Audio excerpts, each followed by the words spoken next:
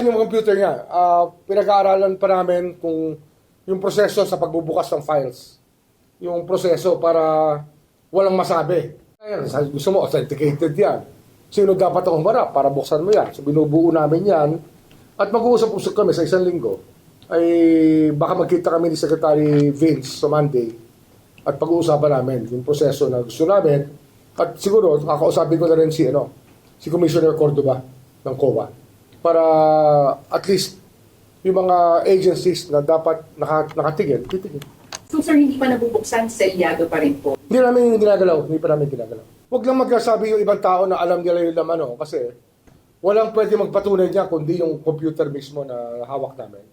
At walang pwede magsabi na yung kanila ang tunay, yung iba hindi tunay. Kaya sa akin, ayokong sumama sa usapin na yan kasi hindi dapat pinag-uusapan yung bagay na talagang ebidensya lang naman ang ating titignan.